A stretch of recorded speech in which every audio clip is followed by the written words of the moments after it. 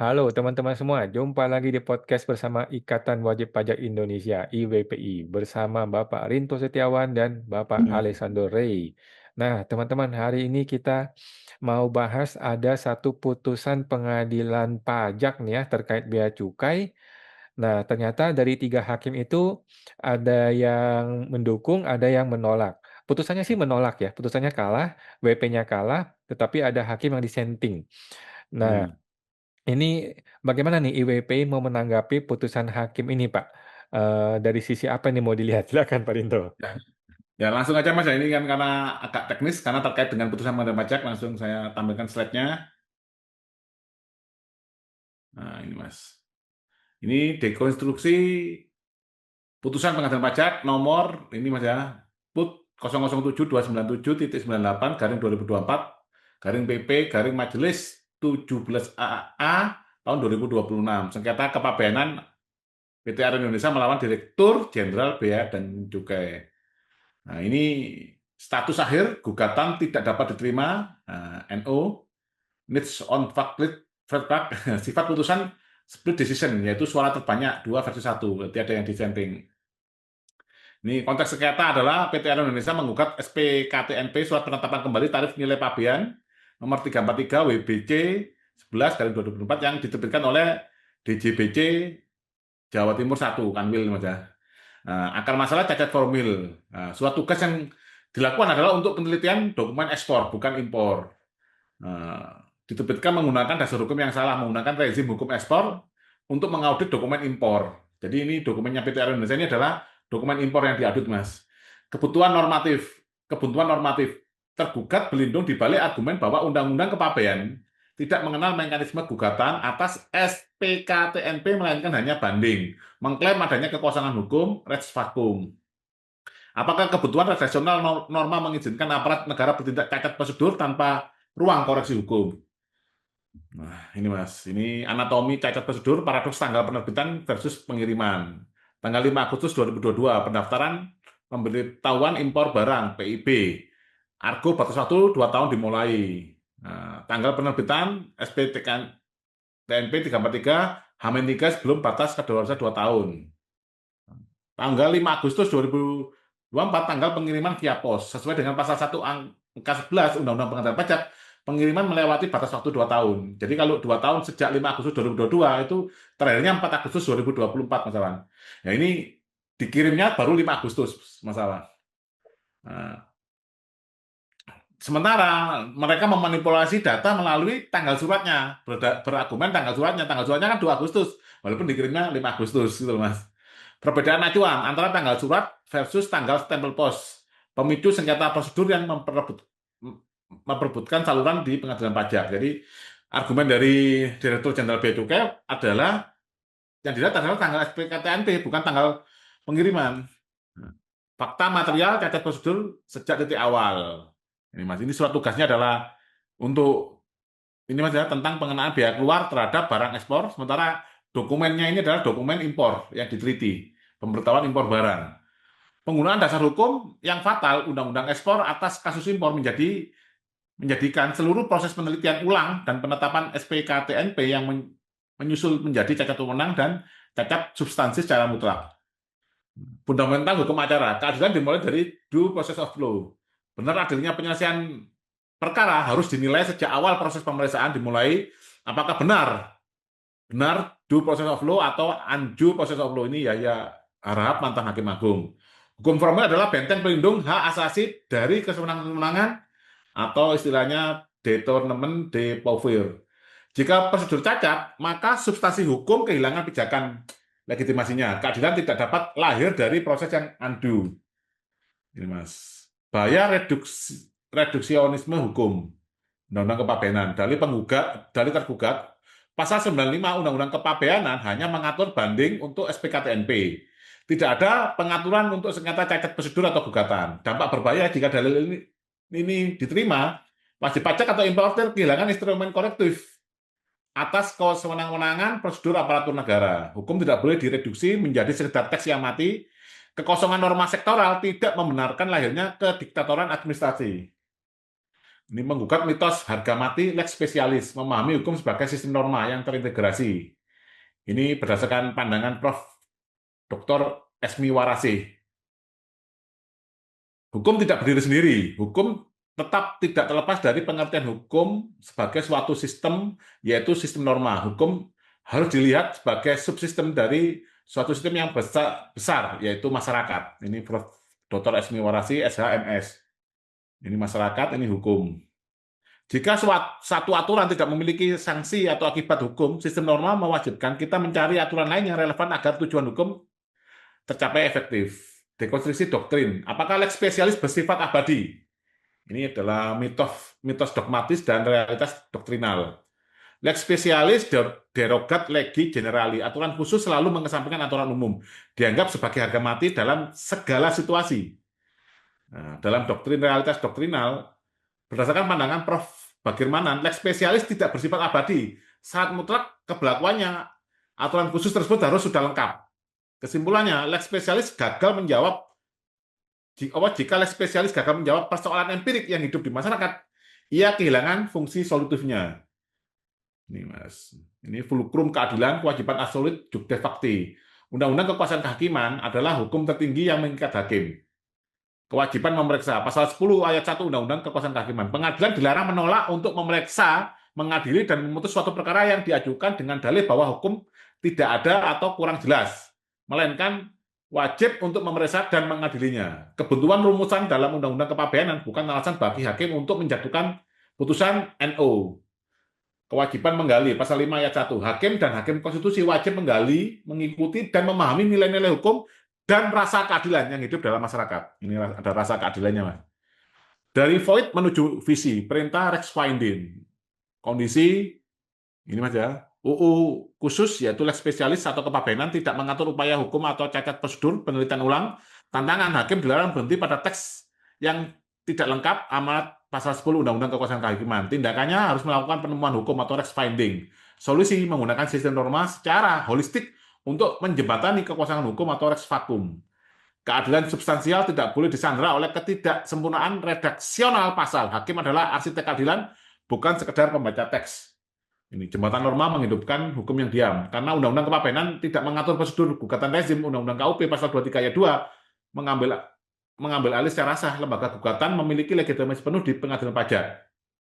Ini asas hukum umum, generaliasan propenenda singularibus, asas hukum yang menyatakan ketentuan umum berlaku sebagai pelengkap saat ketentuan khusus lex spesialis diam atau tidak mengatur. Pasal penyelamat atau bridging clause, ini pasal 49 Undang-Undang KUP menegaskan bahwa Undang-Undang KUP berlaku bagi Undang-Undang perpajakan lain kecuali ditentukan lain.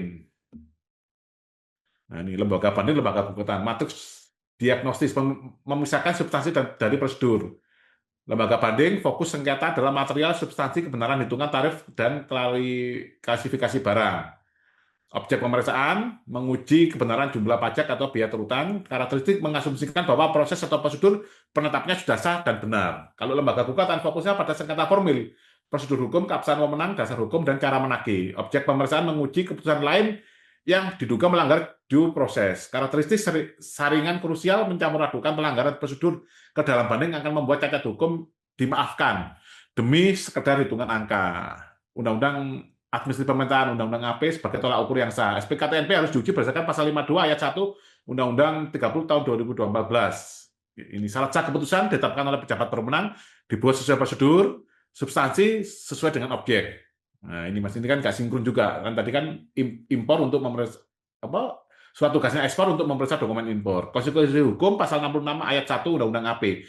Keputusan hanya dapat dibatalkan apabila terdapat cacat wewenang prosedur dan cacat substansi. Kesimpulan SPKTNP aku adalah cacat hukum dan wajib dibatalkan. Kegagalan memenuhi asas-asas umum pemerintahan yang baik. Ini ada kepastian hukum, dasar hukum yang digunakan, suatu tugas tidak sinkron, penyalahgunaan wewenang, menggunakan otoritas di luar koridor yang relevan dengan objek, kecamatan, pejabat bertindak ceroboh dengan tidak meneliti dasar hukum pada konsideran mengingat, dan pelayanan yang baik, gagal memberikan perlindungan hukum dan kepastian prosedur kepada wajib pajak atau masyarakat. Integritas pembuktian syarat mutlak keterangan ahli. Ini keterangan ahlinya Pak Re ini. Konteks tergugat mengajukan pendapat hukum dari akademisi secara tertulis tanpa menghadirkan pembuatnya di persidangan. Jadi Jadi dari tergugat ini menghadirkan legal opinion tertulis tapi tidak menghadirkan ahlinya. Sementara keterangan ahli yang disumpah di persidangan malah lebih ini ya, lebih tidak seimbang. Nah, ini pasal 69 dan 72 Undang-Undang Pengadilan Pajak, dokumen opini tidak bermetaforsis menjadi keterangan ahli yang sah dan bernilai pembuktian. Syarat mutlak ahli harus hadir, diuji validitasnya, dan dikuatkan dengan sumpah atau janji di muka persidangan. Prinsipnya adalah menjamin asas mendengar kedua belah pihak, audi et alteram partem, tanpa kehadiran dokumen murni bersifat sepihak dan tidak valid sebagai alat bukti putusan. Nih, sanksi hukum atas pengabaian kebenaran formil, resiko bagi judek fakti jika memutus berdasarkan alat bukti ahli yang cacat formil, tidak disumpah atau tidak hadir, pelanggaran kode etik KAI PPH, dan gugatan bisa digugat melalui PMH. Nih, sintetis visual ekosistem sistem norma, ini undang-undang kepabeanan, middle-nya adalah undang-undang KOP, undang-undang AP, nah, di luarnya adalah outernya undang-undang kekuasaan kehakiman. Ini harus, kalau di sini nggak ada, cari di undang-undang KOP dan undang-undang AP, baru pakai undang-undang kekuasaan kehakiman. Hukum tidak berdiri sendiri, melainkan bernapas sebagai satu ekosistem yang utuh. Maka hakim adalah pertimbangan hukumnya. Nih, prosedur adalah pelindung hak asasi. Hakim sebagai arsitek keadilan dan menolak ilusi kekosongan hukum. Nah, ini susunan Majelis Pengadilan Pajak 17A adalah hakim ketuanya Bapak Widi Hartono, hakim anggota Wahyu Trimulyo, hakim anggota juga dua Anang Muri Kurniawan. Ini yang memberikan dissenting opinion, ini hakim ketua yang sependapat dengan pendapat ahli. Kalau Wahyu Trimulyo dan Pak Anang Muri Kurniawan ini pakai opini mayoritas. Gugatan tidak dapat diterima. NO, keputusan suara terbanyak 2-1, karena tidak tercapai kemufakatan bulat, putusan diambil berdasarkan suara terbanyak majelis hakim Wahyu dan hakim Anang. Kasus hukum pengadilan pajak tidak memeriksa materi sengketa soal cacat surat tugas atau daluarsa karena permohonan dinilai gagal secara formal sejak awal. Ini mas. Pertimbangan hakim mayoritas Wahyu dan Anang. Rasio desidendi. Langkah 1, klarifikasi dokumen SPKTMP diterbitkan berdasarkan pasal 17 ayat 1 Undang-Undang Kepabeanan terkait penetapan tarif dan nilai pabeanan. Langkah 2, limitasi Undang-Undang Kepabeanan, merujuk tegas pada pasal 95 Undang-Undang Kepabeanan.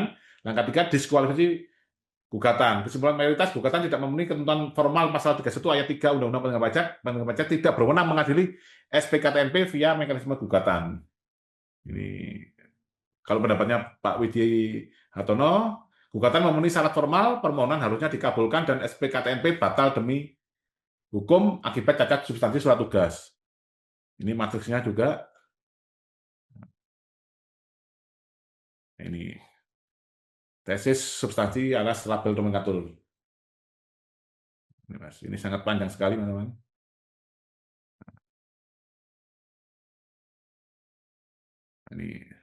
Ini suara minoritas dissenting opinion Hakim Widiartono. Posisi menyatakan surat gugatan memenuhi syarat formal dan SPKTMP sah menjadi objek gugatan. Rasio dissenting alasan hukum SPKTMP diberikan berdasarkan peraturan perundang-undangan perpajakan, undang-undang kepabeanan, termasuk dalam cakupan keputusan lainnya pasal 31 ayat 3 Undang-Undang Pengadilan Pajak, Jo pasal 23 ayat 2 Undang-Undang KUP. Ini menegaskan bahwa konstitusi hukum keterangan ahli memiliki legitimasi doktrinal yang diakui sebagai institusi pengadilan. Nah, selama undang-undang kepabeanan tidak direvisi, untuk secara eksplisit mengabulkan saluran gugatan atas cacat prosedur wajib pajak akan terus terbentur tembok yurisdiksi di pengadilan pajak, terlepas dari betapa kuatnya argumen keadilan substansi yang ditawarkan. Terima kasih, Pak Tawan. Nah, Oke, panjang, Mas. siap. Terima kasih Pak Rinto ya informasinya. Nah, ini bagaimana nih Pak Are sebagai ahli hukum dunia pajak ya, yang seringkali beracara di pengadilan pajak. Lagi-lagi hukum acara dan hukum acara. Undo process of law. Nah, bagaimana Pak Are pendapatnya? Silakan. Terima kasih Pak Awan dan Pak Rinto. Luar biasa Pak Rinto presentasinya, itu materinya yang menurut saya cocok jadi materi satu semester mata kuliah PLKH itu namanya ya, Pendidikan Latihan dan Kemahiran Hukum. Ya, khususnya PLKH Hukum Acara Peradilan Pajak.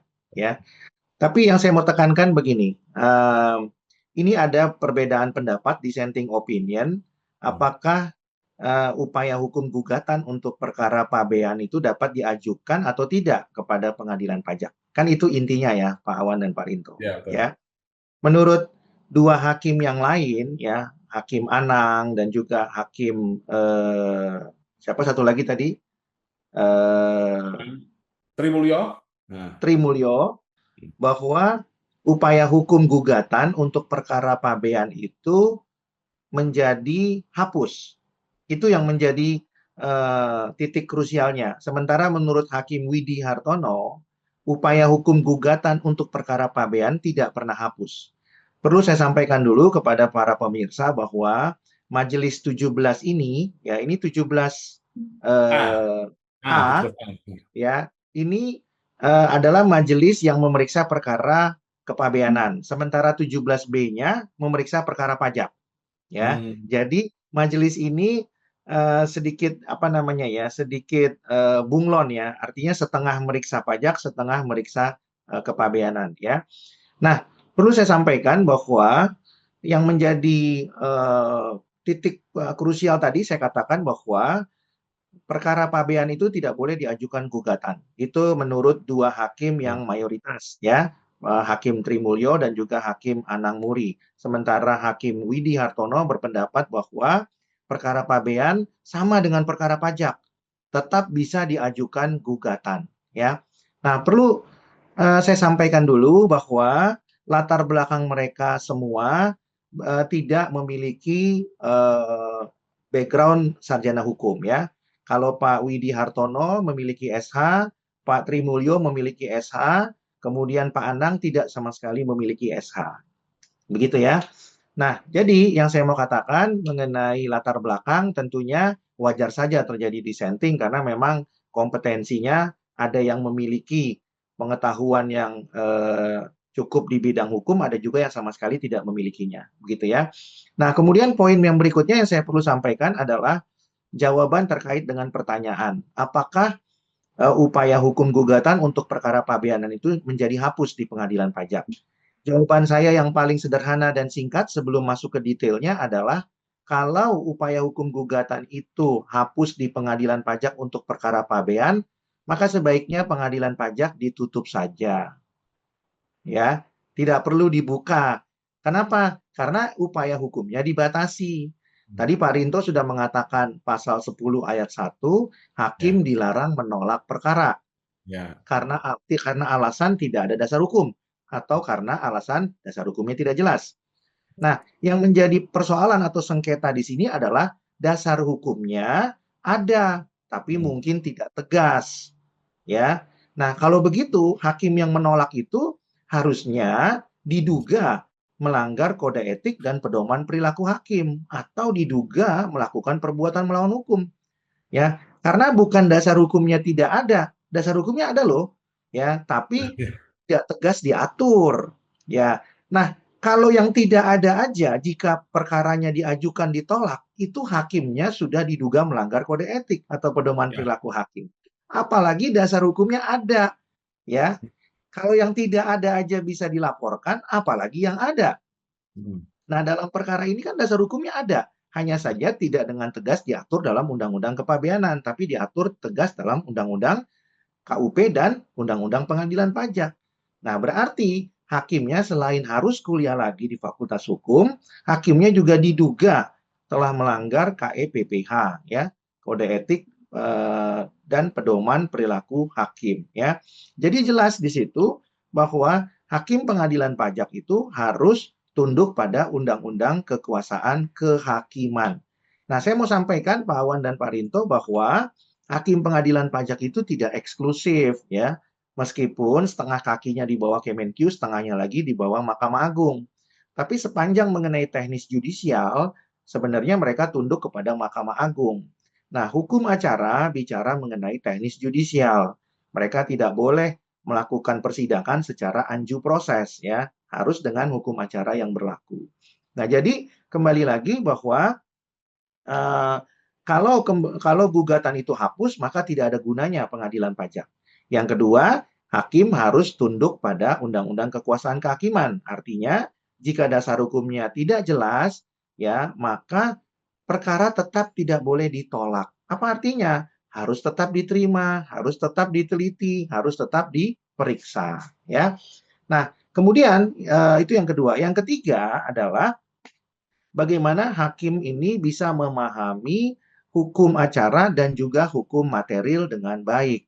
Tadi saya katakan bahwa eh, kepabeanan itu adalah di dalam Undang-Undang Pengadilan Pajak termasuk pajak itu sendiri. Jadi, pabean dan pajak menurut Undang-Undang Pengadilan Pajak tidak terpisah. Ya, kenapa? Karena Undang-Undang Pengadilan Pajaknya mengatur demikian.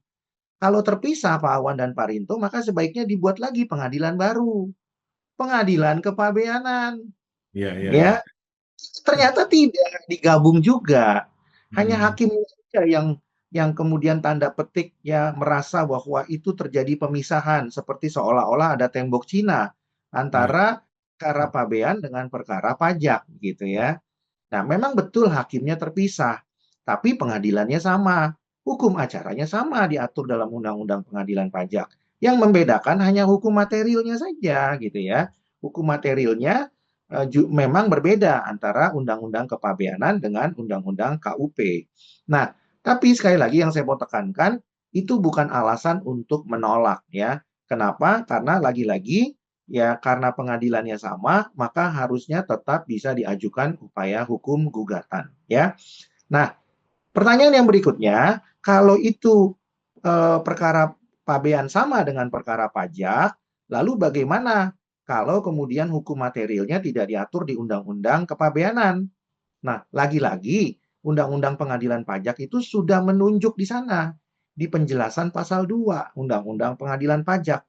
Kata hukum acara pengadilan pajak, kalau ada kebuntuan, ya, maka semua undang-undang material harus merujuk kepada undang-undang yang sudah ada terlebih dahulu, yaitu undang-undang KUP. Nah, undang-undang kepabeanan itu setengah material, setengah formil. Sementara undang-undang KUP itu murni adalah undang-undang yang bersifat formil. Jadi kalau ada kebuntuan, apapun itu, kebuntuan mengenai undang-undang material maupun formil, kata pasal 2 dan penjelasan undang-undang pengadilan pajak harus merujuk kepada undang-undang KUP. Itu perintahnya pasal 2 dan penjelasan undang-undang pengadilan pajak. Ya. Kenapa demikian? Karena pembuat undang-undang sudah tahu bahwa undang-undang yang lahir kemudian itu pasti tidak sempurna. Karena tidak sempurna, maka udah disiapkan jembatannya, Hmm. yaitu pasal 2 dan penjelasannya. Ketika ada kebuntuan, maka lihatlah ya Undang-Undang KUP ya dan itu disebutkan jelas di dalam penjelasan pasal 2 Undang-Undang Pengadilan Pajak. Jadi tidak ada alasan untuk membuat eksklusif Undang-Undang Kepabeanan atau memisahkan Undang-Undang Kepabeanan dengan Undang-Undang KUP. Kalau Ya. hakim membuat itu eksklusif dengan membangun tembok Cina atau tembok Berlin zaman dahulu kala, Hmm. maka hakim itu ingin sebenarnya menutup pengadilan pajak. Yang pertama. Yang kedua, hakim itu sebenarnya ingin apa namanya? Ingin selain menutup pengadilan pajak, hakim juga ingin sebenarnya supaya eh, keputusan yang diajukan gugatan itu tidak ingin dibatalkan, Ya. ya. Nah, kenapa? Karena konsekuensi daripada gugatan itu hanya batal. Kalau batal, maka basicking dianggap tidak pernah ada. Nah, kalau ada hakim yang menolak upaya hukum itu diajukan, maka hakim tersebut sangatlah tendensius, tidak ingin adanya keputusan atau basicking batal. Artinya apa? Hakim itu sebenarnya dalam rangka menjaga target penerimaan pajak, bukan dalam rangka menegakkan hukum dan keadilan. Ya, nah jadi hakim itu mindsetnya adalah mindset lembaga eksekutif, bukan lembaga yudikatif. Mindset lembaga yudikatif itu menegakkan hukum dan keadilan. Ya, mereka tidak peduli kalau basicking itu semua harus dibatalkan. Yang penting keadilan dikedepankan. Tapi kalau mindset eksekutif, jangan sampai ada yang batal. Meskipun pemeriksaan penelitiannya itu serampangan, jangan sampai ada batal. Tapi kalau kurang-kurang dikit bolehlah. Tapi kalau batal jangan sampai ada. Nah, itu mindsetnya. Nah, jadi perlu saya sampaikan bahwa kalau ada hakim yang seperti itu, maka jelas mindsetnya bukanlah mindset hakim tulen atau hakim murni. Kemudian yang poin yang keempat yang perlu saya sampaikan bahwa kalau gugatan itu dihapuskan untuk perkara pabean dan dipaksakan untuk perkara banding, maka sebenarnya hakim itu ingin merusak tatanan hukum acara. Loh, kenapa demikian? Karena lagi-lagi saya harus mengatakan bahwa amar putusan untuk upaya hukum gugatan itu membatalkan, ya. Tidak bisa dicampur dengan amar putusan banding yang hanya membetulkan. Amar putusan banding itu membetulkan, ya. Dalam arti apa? Bisa menambah, bisa mengurangkan, bisa juga membuat sama. Tapi dia tidak pernah membatalkan, ya.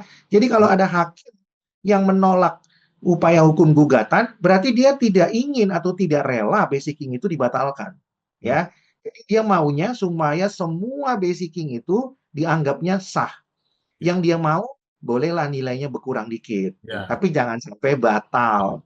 ya, Nah, kalau ada hakim yang seperti itu, berarti dia adalah hakim yang sebenarnya sudah merusak tatanan hukum acara dan tidak pantas disebut sebagai game. hakim dan harusnya kembali ya dikirimkan kepada lembaga diklat atau lembaga pendidikan formal untuk memahami esensi hukum, ya.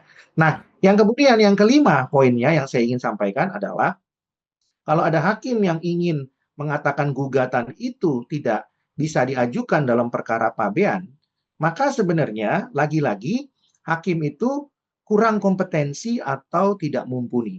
Kenapa? Karena pasal 95 yang digadang-gadang oleh hakim untuk menolak gugatan itu tidak mengatur mengenai pemeriksaan prosedur, tapi hanya mengatur mengenai pemeriksaan materi.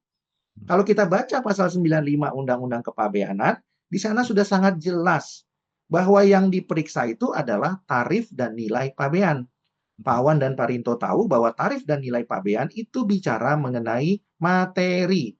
Berapa tarifnya itu bicara materi. Berapa Ya, persen tarifnya itu bicara materi. Bicara angka. Apakah 0%, apakah 5%, apakah 10%, apakah 15%. Kalau bicaranya nilai pabean, itu bicaranya adalah angka rupiah. 1 miliar, 2 miliar, 3 miliar, dan seterusnya. Berarti kita bicara materi di sana.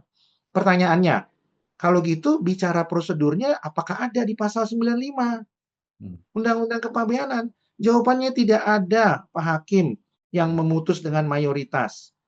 Ya, tolong Pak Hakim baca dulu. Kalau Pak Hakim sudah menemukan itu ada, maka saya jadi orang pertama yang akan mengundurkan diri untuk menjadi praktisi di bidang perpajakan. Ya. Jadi pasal 95 itu tidak mengatur pemeriksaan prosedur. ya, Pak. Pasal 95 hanya mengatur mengenai pemeriksaan materi. Ya. Jadi kalau pemeriksaan prosedur dipaksakan dengan pasal 95 dan itu dijadikan sebagai alasan untuk menyatakan NO gugatan pabean, maka penafsiran itu sangatlah dangkal. Dan saya usulkan IWPI untuk memberikan beasiswa kepada dua hakim tersebut untuk kuliah lagi di bangku pendidikan Fakultas Hukum. Jadi, kalau kita bicara pajak jelas ya, pemeriksaan prosedur itu diatur. Pemeriksaan materi juga diatur ya. Pemeriksaan prosedur diatur di pasal 23-nya, pemeriksaan materinya diatur di pasal 25 sampai 27 ya, dibanding khusus di 27 keberatan 25 dan 26. Jadi secara spesifik. Nah, kalau di Undang-Undang Kepabeanan yang diatur hanya materi saja di pasal 95. Nah, pertanyaannya, pemeriksaan prosedurnya diatur di mana? Tidak ada. Kalau begitu, apakah boleh melanggar prosedur? Ya, tentu tidak boleh. Pertanyaan berikutnya, kalau ada pelanggaran prosedur diperiksa di mana? Kata dua hakim ini, diperiksanya di banding.